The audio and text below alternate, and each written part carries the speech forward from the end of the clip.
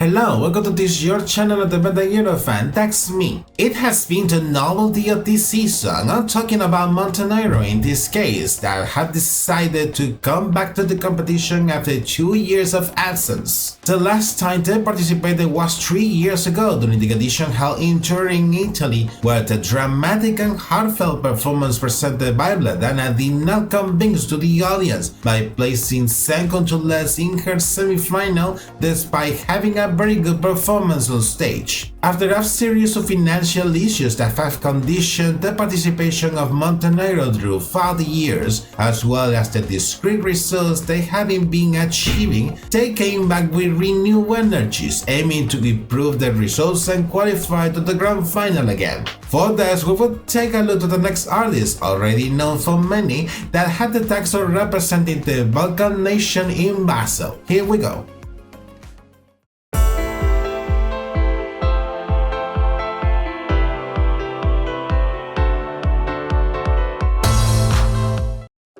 For today's episode, I'm going to review the Montenegrin entry for Eurovision 2025, which has been represented by the singer Nina Žižić with the song Dobrodošli, which in English translates as welcome. Casually, the song's title matches with the welcome back of the Balkan country to the competition to continue making their music known to the rest of Europe. Having said this, let's move on with the review.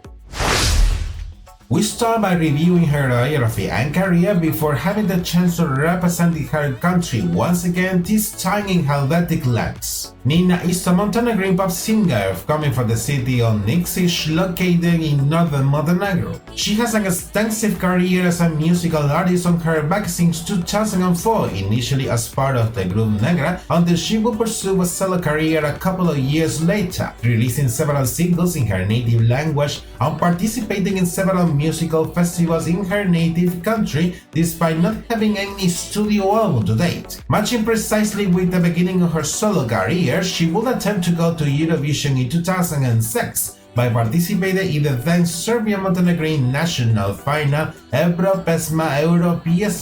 when Serbia and Montenegro was a single country by then before ending up splitting in 2 different countries. She will compete in the previous phase named Montevicija that will be used later as the national final for Montenegro as an independent country in the following years with the song Potraži me, which in English translates as Look for Me, but she could not be able to advance to the final phase. Many years after that attempt, she will have the opportunity to participate at the contest when she attended by an invitation extended to her by the Montenegrin Police broadcaster in 2013, together with the Montenegrin hip-hop group Husi during the edition held in Malmö, Sweden, with the song Igranka, in which, however, they would not get one of the spots for the grand final after placing 12th in the semi-final. Several years after her first participation in 2022, she will have another indirect link with the contest by being one of the members of the expert panel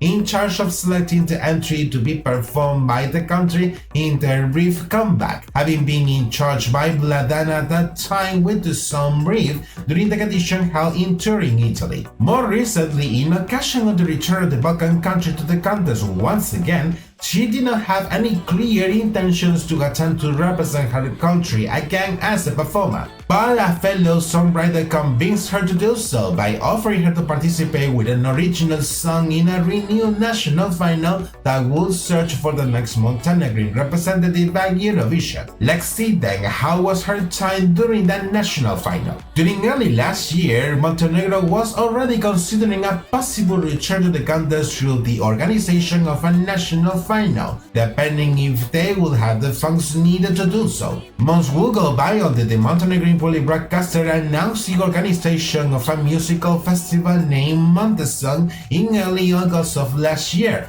by opening a submission period for the Montenegrin artists and songwriters who were interested in sending their proposals, which will last until early last October. This announcement gives clear evidences on an eventual return of the Balkan country, until they officially confirmed it in mid-August of last year, with which month the song will become the new national final to be used to select a representative. After the deadline, it was known that 37 proposals were received, which will be reviewed by an expert panel appointed by the broadcaster to select the 16 proposals plus 3 additional backups that will compete in the national final, being Nina among the chosen ones, and that was appointed as the big favorite since the very beginning. Talking about the format, initially they planned to have 2 live shows in late last November, although they ultimately opted to have a single televised show. For this very first edition, it will follow the standard dynamic already applied in many other European national finals, with the participating artists performing live and with the winner being chosen through the combination of the votes of a jury present in the show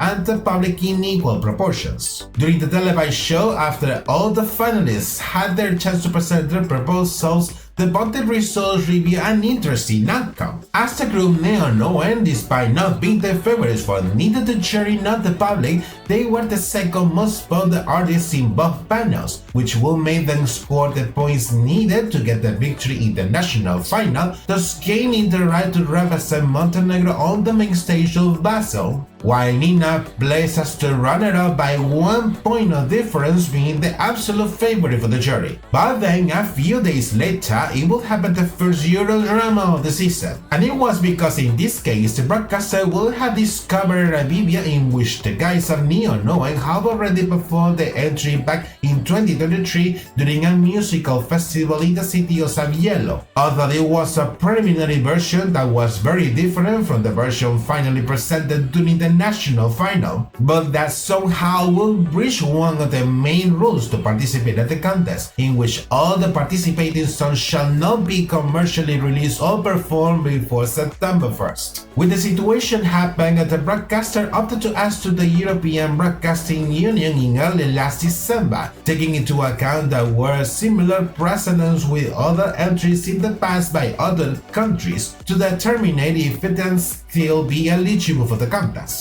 In fact, if we review some of the most famous cases, we can talk about the French singer Alma with her song Requiem, who performed a version of the track in French and English after discovering that the original song in French was performed previously before the deadline, but that was not disqualified, however, on participating in the competition held in Kiev, Ukraine in 2017. Some years later, in 2023, there was the case of the Danish singer Riley with his song Breaking My Heart, that performed his entry previously in a musical festival in South Korea, but after not having influence in terms of the competitive advantage towards the other contestants of the Danish national final that year, he was allowed to participate in the competition held in Liverpool, United Kingdom. And more recently, there was the case of the Australian singer Celia Kapsis, who represented Cyprus last year with the song Liar, that was previously meant to be performed by the Greek singer Melissa Mansoukis during the internal selection process for Greece in 2023, although that version remained unknown as it was not officially released by then, until eventually will go on to a revamp before being performed by Celia during the competition held in Malmö, Sweden, as we already know. However, the band will release a statement by declining their participation at Eurovision, as the days were passing, that the uncertainty was still ongoing and that they did not want to be embroiled in controversy. So now the broadcaster had to decide who would select from the remaining finalists to be the representative. In this case, it will be offered to Nina the chance to represent the country at the contest after being the runner-up in the national final, to what she accepted, being now the new representative that will travel to Basel. With the issue solved, she will start to work on polishing her proposal ahead of the contest, including the recording and release of the official music video that will be officially released in last mid-March.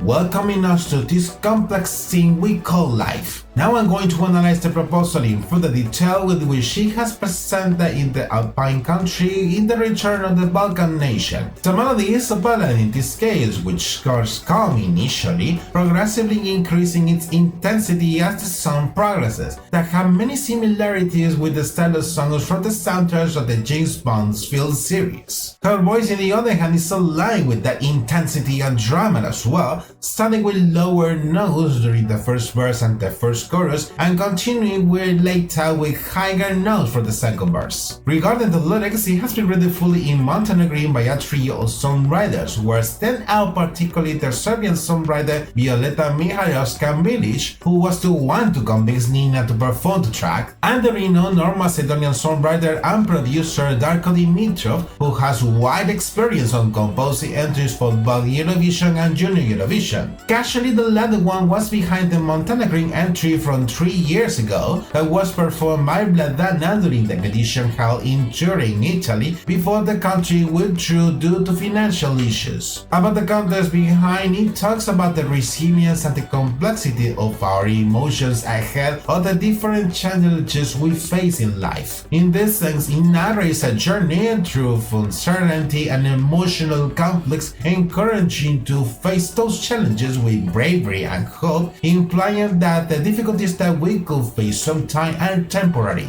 Reading the lyrics more in detail, previously translated of course, it describes in a poetical and quite abstract way that reflection about the society as a community, about love and about the human fragility we all share, showing the life as a movie or role play where happiness and sadness are intertwined. The song will have as the main message the practice of perseverance, emphasizing as well the need to find consolation by connecting with our closest and trustful people. Now that we have seen a little more of the track, let's see how the contest described by itself is reflected through the official music video. Beyond having a plot, it is presented as a pre-recorded performance in one of the studios of the broadcaster, with Nina placing at the center of it, being surrounded by smoke and several LED screens, as well as some lights seen at the background of the studio, and she wears a black dress with very loose sleeves and she has her hair up. During all the performance of the track, she technically does not move from his spot, focusing her interpretative energy in the movements with her arms and her interaction with the camera. From the first verse until the second verse, the visual graphics are featuring circles and strides that are appearing and disappearing, symbolizing in this case the different moments of light and darkness that we have throughout our lives. And by the second chorus, it is perceived that those tribes are becoming little by little in silhouettes of people, although I'm not sure what are exactly representing, which are also captured in instrumental bridge. With the last chorus, the phrases of it appear in the last string as being the peak moment of the performance by her, until it finishes with the central circle and the stage getting suddenly in dark by only remaining a white spotlight on her.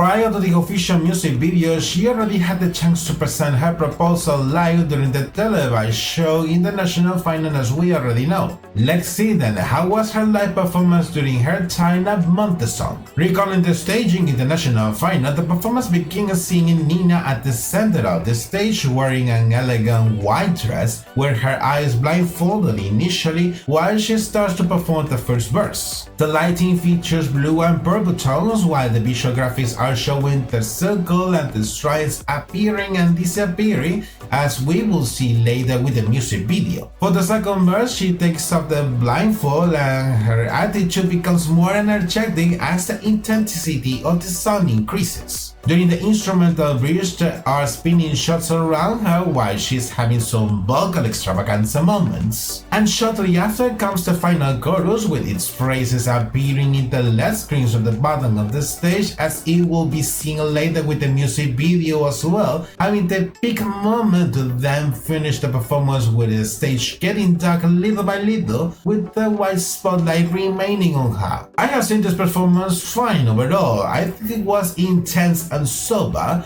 but I have to say that it does not say that much to me. For some reason, I feel that the message is not arriving. Vocally speaking, she has been impressive, although I consider that the lower keys were not that polished compared to the higher keys. Probably the public had difficulties on appreciating her proposal with the medium score received by her, but she did convince to the jury after receiving the highest score for them. Sometime later, she has been promoting her proposal live in some of the Eurovision pre-parties on the season, keeping a very similar aesthetic from the national final. For the staging in Basel, it was predictable that it would recreate most from the national final, as it was evidenced through the field rehearsals. What evidently comes to my attention is the big fabric structure she has on the back on her white dress, which reminds exactly to the leg circle used by Vladana 3 years ago with her entry. It seems that they have an obsession with circular elements on the back apparently. Apart from that, the visual graphics will remain technically unchanged. The lining will be featured in white and blue tones, and unlike the national final, Nina will have her hair loose. Watching her live performance live in the second semi-final, it begins with spinning shocks towards her in the bottom of the stage, while she has the white fabric structure and her eyes blindfolded, taking off the latter one when she starts to perform the first verse. The novelty in this case was watching a series of sinuous shapes in the visual graphics and midden shades of colors, like these are light beams going through a prism, giving a touch of color to the performance. Everything was going fine until by the second chorus, where a burst of spotlights was on her, she experiences a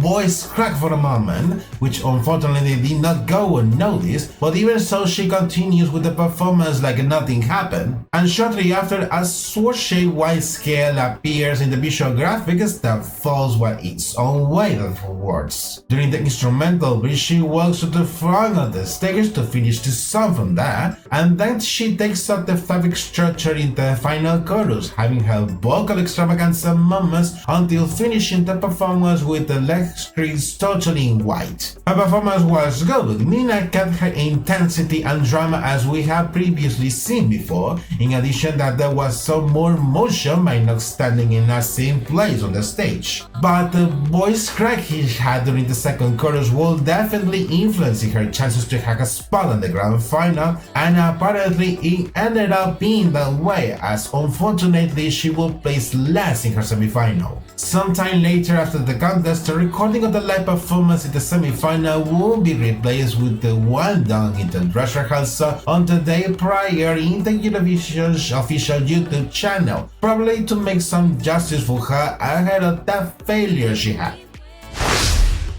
Making a summary of everything previously commented, the Montenegrin entry for this year raised me many doubts. It is true that it is a proposal that could have worked pretty well for the jury in case of qualifying into the grand final, but she precisely had the challenge to conquer the audience to get that spot. In particular, I have felt that she will have it quite complicated, taking into account that it was not widely appreciated by the public international final, and unfortunately ended up that way during the contest despite the recognized vocal skills for her. My perception for the proposal follows that same trend. It is not a song that gets my attention that much, and I do not see myself listening to it frequently. The final result has been disastrous once again for the Balkan country, that changes another disqualification, being also the first time that the country places last in a semi-final. And I feel very sorry for Nina due to the fact that it was her comeback to the competition after many years, but I think that the main problem was that the proposal did not work, in addition that it did not stand out too much among other entries in her semi-final. It is not clear which will be the next steps for Nina ahead of her participation at the contest, and even more the future of the participation of Montenegro after this faithful result, so it will be a matter of time until we know if they will take part on the next edition or if they will withdraw once again. This has been the Montenegrin proposal this year for the contest. But now,